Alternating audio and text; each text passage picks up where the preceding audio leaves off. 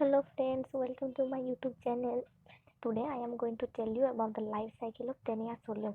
To understand this clearly, you have to watch the full video. Let's first talk about its systematic position. Its phylum is Platyhelminthes because its body is flat, class is Cystoda, order is Tenioidea, genus is Taenia, and species is Solium. Here you can see the picture of a Taenia solium. It is commonly known as a pock tapeworm. Its body is long, dorsoventrally flattened, and its length is about 1 to 2 meter. The color of the body is opaque white. It is endoparasite. Its life history is digenic. That means it's completed its life history in two hosts, that is primary host and secondary host. Here primary host is male and secondary host is piggy. Let's talk about its structure. Its body is long, so its body is divided into three parts: scolex, neck, and strobila.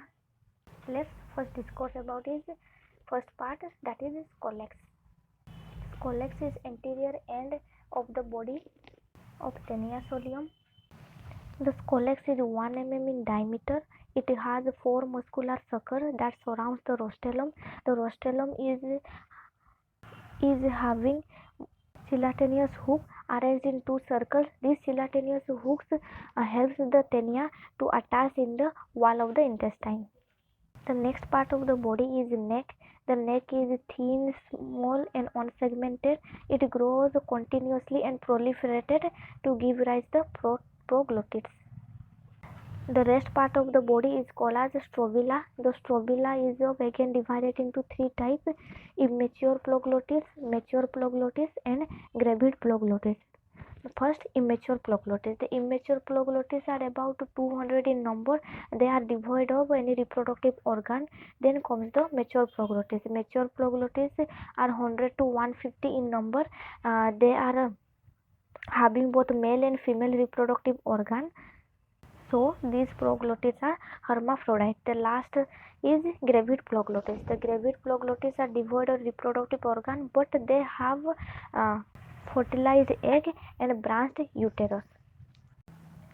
This picture shows the reproductive system of mature proglottids. Here you can see the male reproductive system as well as the female reproductive system. In female reproductive system, you can see different parts like ovary, oviduct, vagina, uterus, etc. And here the male reproductive system, you can see parts like here the yellow color circular globular parts are called testes. Here you can see vasa efferentia and vasa deferens. Let me tell you one thing: the Taenia solium is protandrous. That means male reproductive system matures first, then the female reproductive system. So here you can see the cross fertilization between different proglottids. Here you do not saw the fertilization in the same proglottids. In this slide, I'm going to explain how the tapeworm completed its life cycle in two hosts. In first, what happened when human being eat raw or improperly cooked pork that contain the tapeworm larva, it enters inside the human body. This tapeworm larva enters the mucous membrane of the intestine and stays there. In the intestine, the larva become proliferated and transform into an adult. In the adult tapeworm, cross fertilization occurs and eggs are produced in the gravid proglottis. When eggs are prepared in the gravid proglottis, the gravid proglottis detaches from the body of the tapeworm and comes out from the human body along with the feces. Because of the coprophagous habit of the pig, it eats those feces that contain egg, and now the eggs are inside the intestine of the pig, and from the intestine the eggs are penetrate into the blood vessel and then travels through the heart and then comes to lie to the different part of the body. Usually they come lie in the muscle like tongue, neck, heart, and shoulder. When these eggs reaches the muscle, they develop into larva, and further development of the larva is restricted in the secondary host. The further development continue when it transfer to the primary host, that is human being. Sometimes what happens, the egg of the tapeworm is ingested by the human being, and in the human being the eggs are developed into larva and it causes a disease called cysticercosis. In this slide, I'm going to explain the division of zygote which occurs in the primary host. In the mature proglottis, due to cross-fertilization of male and female gamete, zygote are formed.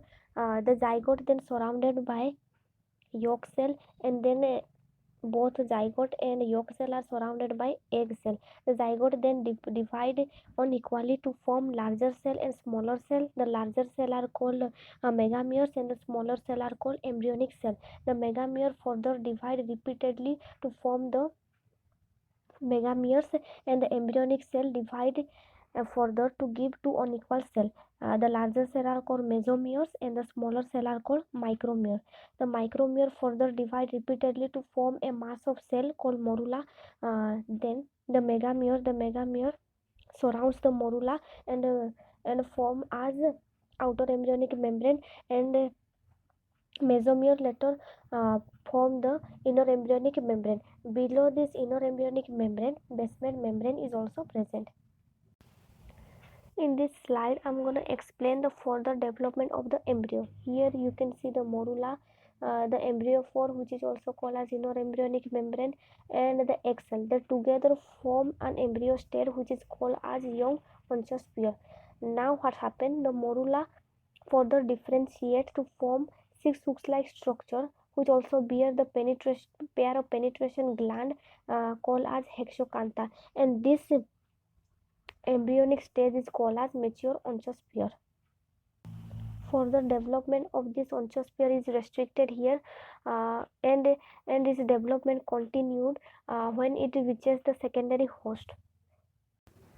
When mature onchosphere ingested by the secondary host, inside the secondary host, the egg cell get dissolved in the digestive tract, which results in the liberation of hexocanth.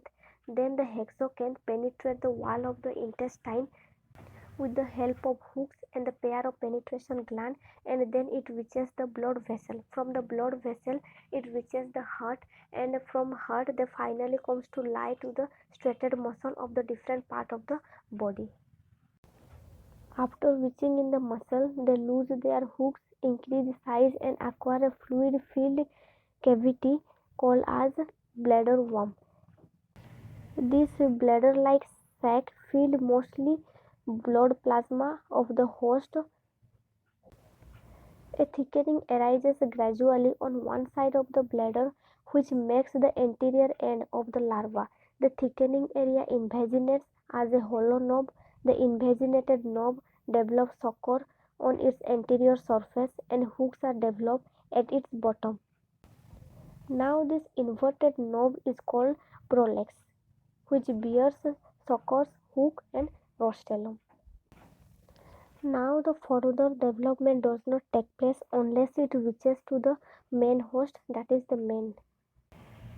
When it ingested by the primary host, their bladder is digested in the stomach of the host, and the prolix get evaginated or torn inside out, so that the sucker and the rostrum comes to lie on the outer surface as in adult.